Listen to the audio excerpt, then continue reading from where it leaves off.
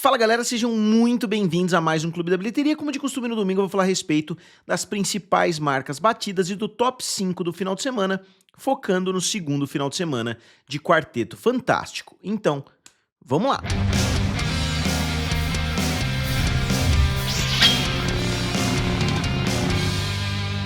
Então pessoal, eu sou o Felipe, aqui do canal Triplo F, também lá do canal Guerra dos Streamings.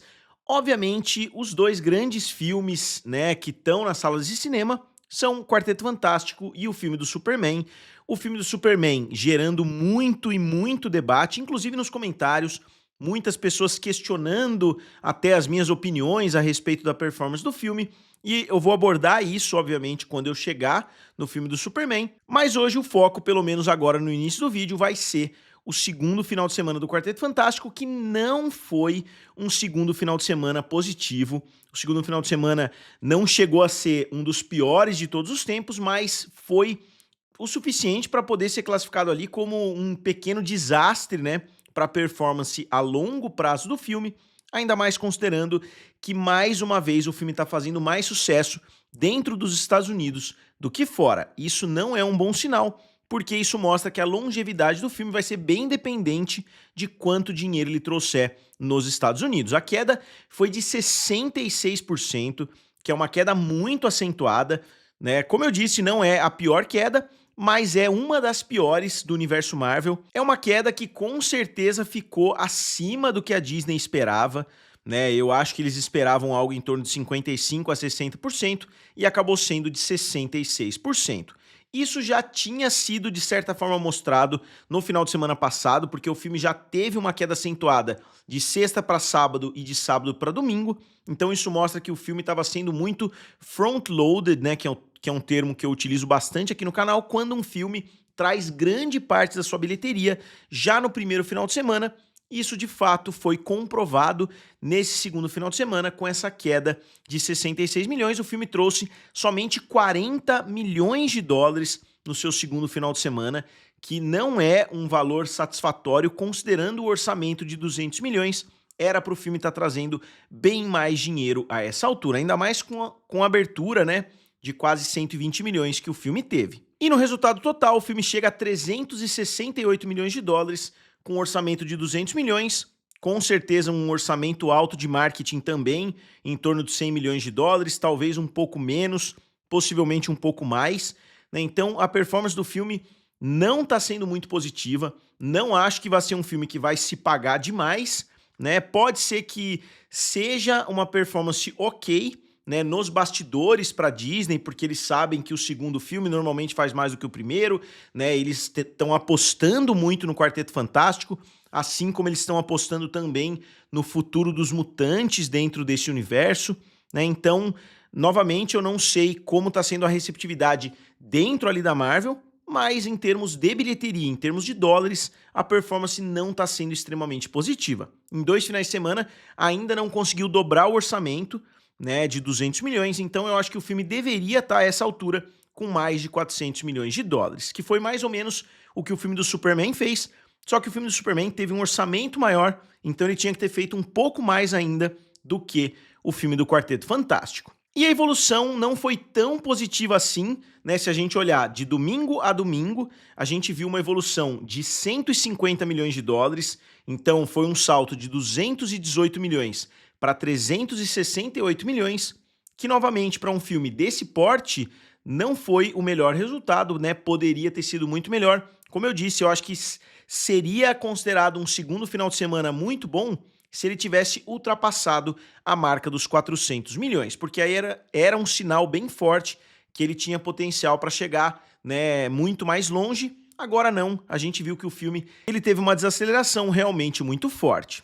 E falando em quedas do primeiro para o segundo final de semana, a queda de 66%, aqui vocês podem ver todas as quedas do universo Marvel até hoje, né? Começando desde o Homem de Ferro, que caiu 48%, então uma queda muito positiva, uma das melhores, inclusive, até hoje.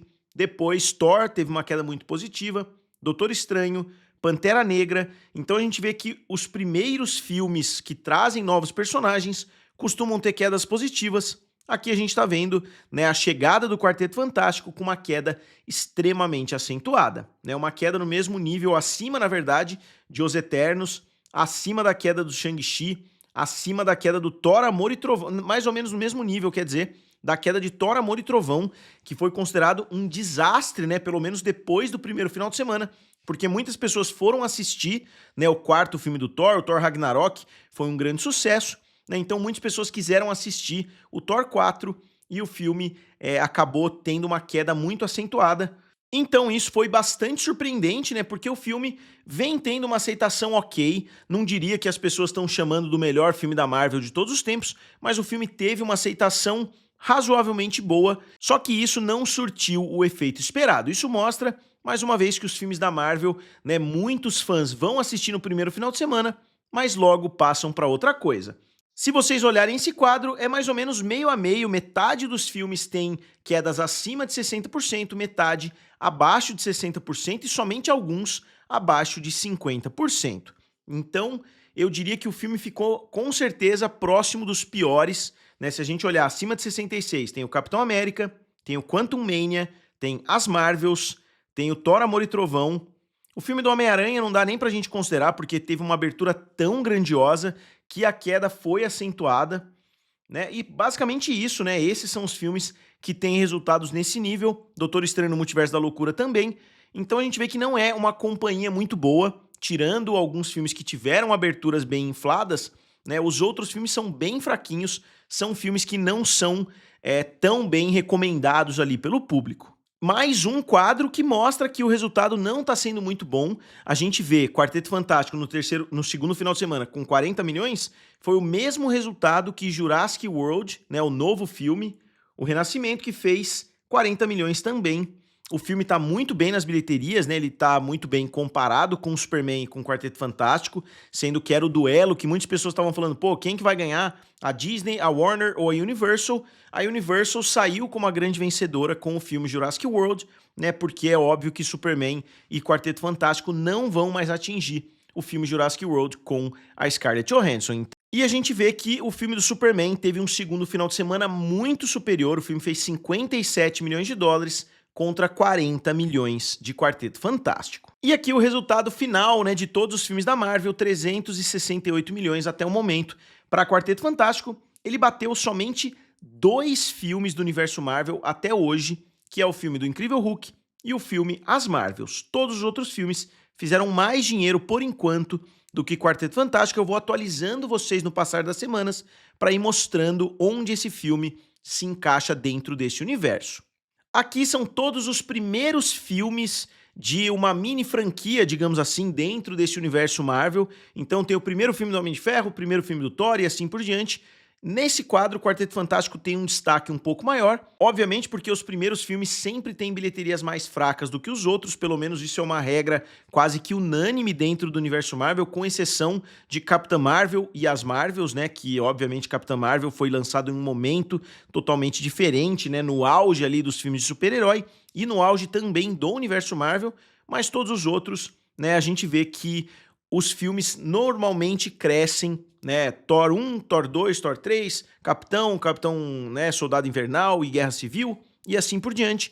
Então, nesse quadro aqui, o resultado de Quarteto Fantástico é um pouco superior. E aqui, só para manter atualizado, né, o pós-Vingadores Ultimato, obviamente, já é uma franquia muito grande, né? Mesmo que a Era de Ouro da Marvel seja antes de Ultimato e chegando ao fim com Vingadores Ultimato, a gente vê que não só tem muitos filmes, como tem muitos filmes que fizeram muito sucesso, né? A gente vê aqui, o Homem-Aranha bateu $1 bilhão, Doutor Estranho quase bateu $1 bilhão, e Deadpool e Wolverine bateu $1 bilhão, além do Homem-Aranha, que bateu $1 bilhão também. Então, 4 filmes, né, com nível bilionário, se a gente incluir o Doutor Estranho, em pouco mais de 5 anos. Então, não dá para negar que a Marvel continua trazendo muitos filmes de sucesso, mas é óbvio que deu uma diminuída. Muitos filmes estavam fazendo um sucesso gigantesco antes de Ultimato, e isso, obviamente, decaiu. E aqui o resultado de cada um dos filmes do Quarteto Fantástico, começando lá em 2005, o filme fez 333 milhões,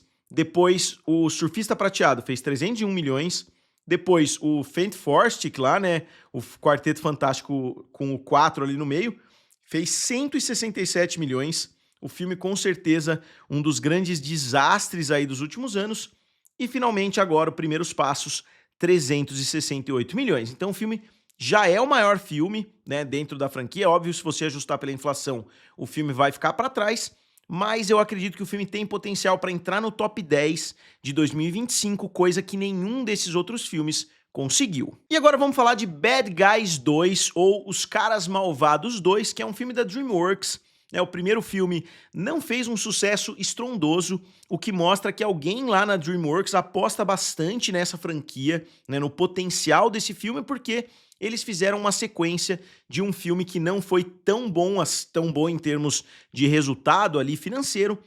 O Bad Guys 2 abriu com 22,2 milhões de dólares e chegou a 44,5 milhões, então o filme está fazendo exatamente metade do dinheiro dentro dos Estados Unidos e fora dos Estados Unidos, que é uma tendência cada vez maior, a gente vê quase meio a meio, enquanto alguns anos atrás estava 30 a 70, né? Então o mercado internacional estava muito mais forte, né? Muito mais presente na bilheteria dos filmes. O filme teve um orçamento de 80 milhões, então o resultado não é nada animador nesse primeiro final de semana, porque, como eu sempre falo, o ideal é que no primeiro final de semana o filme já consiga ultrapassar o seu orçamento, ou seja, esse filme teria tido um resultado mais positivo se tivesse ficado na casa de 80 milhões, 100 milhões de dólares. E uma observação que eu não posso deixar de fazer é o orçamento desse filme em comparação com filmes da Pixar, né, que normalmente custam 150, 200, até um pouco mais, né, 250 milhões de dólares.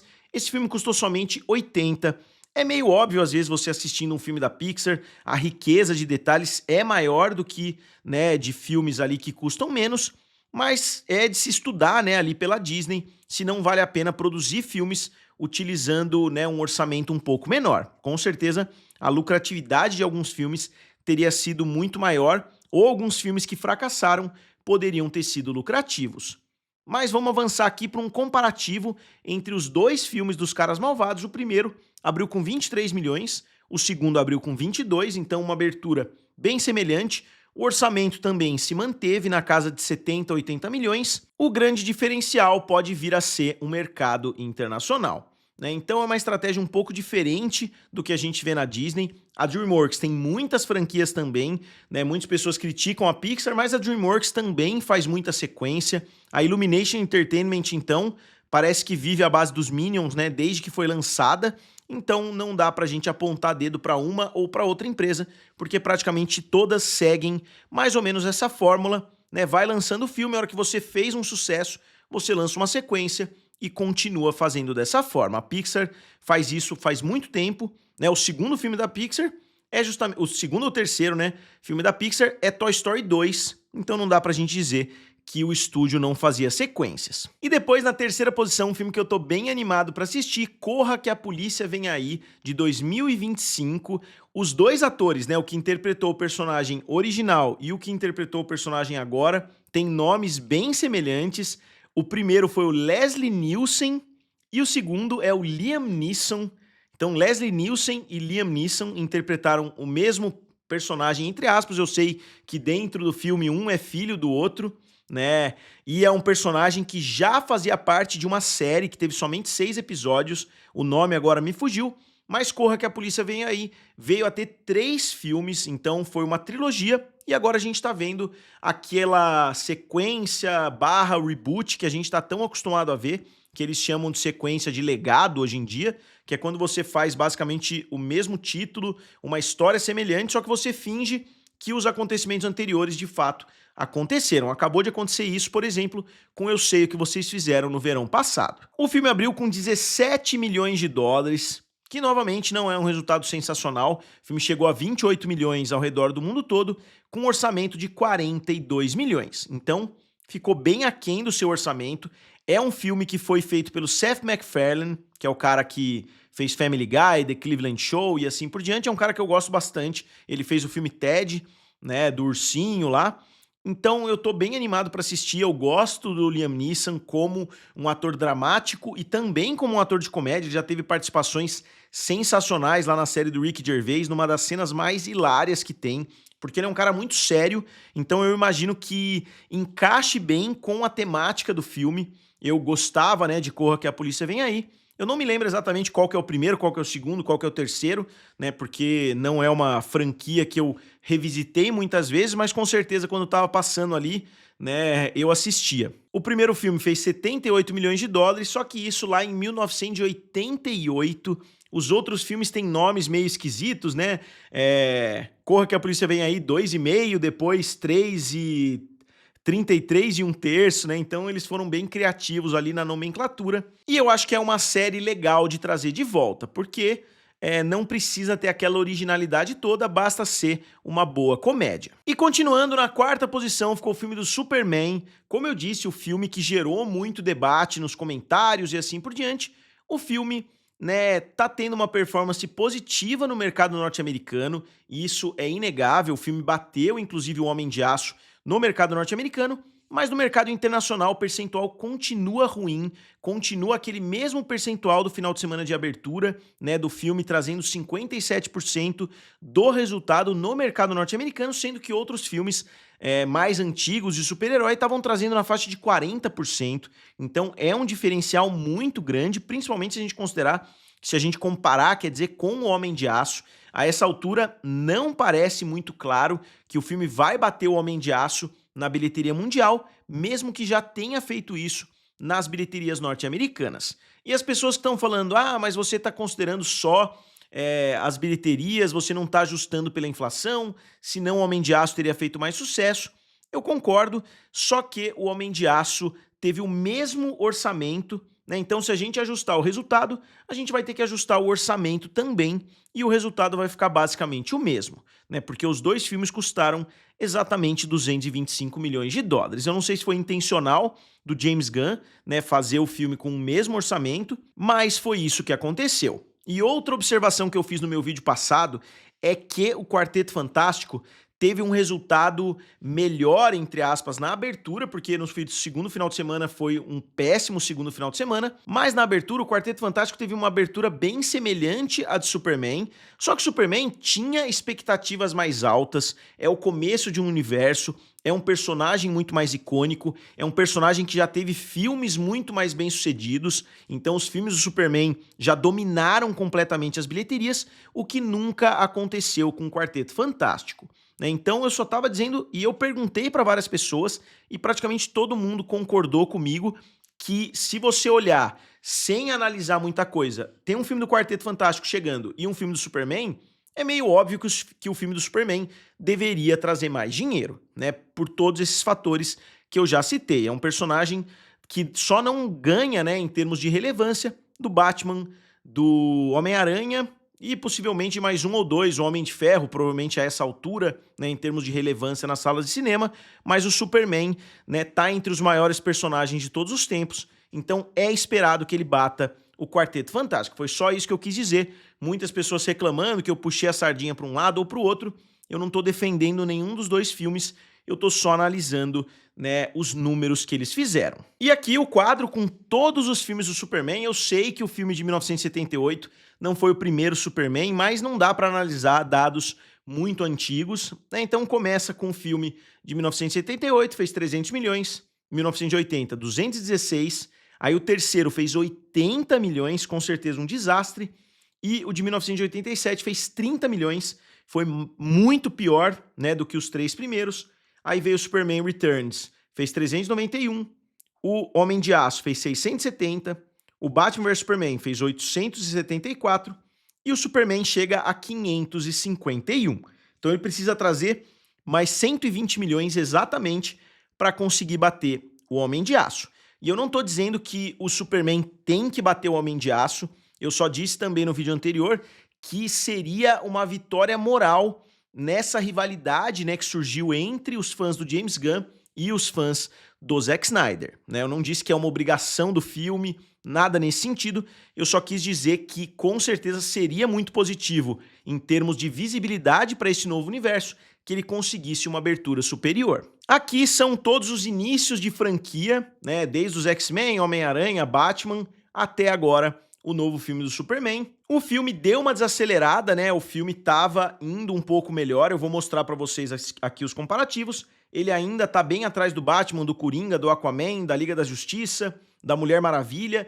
Então, dentro desses últimos filmes, né, da DC, o filme tá desses filmes mais relevantes, obviamente, da DC, ele ainda tá bem atrás. E aqui o aumento, né, semanal caiu de 96 milhões para 49 milhões. Eu imaginei que fosse ficar em 55 a 60 milhões, então caiu também um pouco além do que eu imaginava. E aqui, os filmes que tiveram as melhores aberturas de 2025, a gente vê que o filme teve um atraso, né, com relação ao Jurassic Park, Jurassic World, né, porque o filme vinha fazendo 57 milhões contra 40 milhões, 24 contra 23, agora os dois fecharam com 13 milhões de dólares. Então o filme conseguiu, né, o filme do Jurassic World conseguiu alcançar, né, em termos de performance semanal. E aqui o comparativo, né, que muitas pessoas estão falando a respeito, o Homem de Aço fez 11 milhões no seu quarto final de semana contra 13 milhões do Superman. Mas a grande diferença está ali em cima,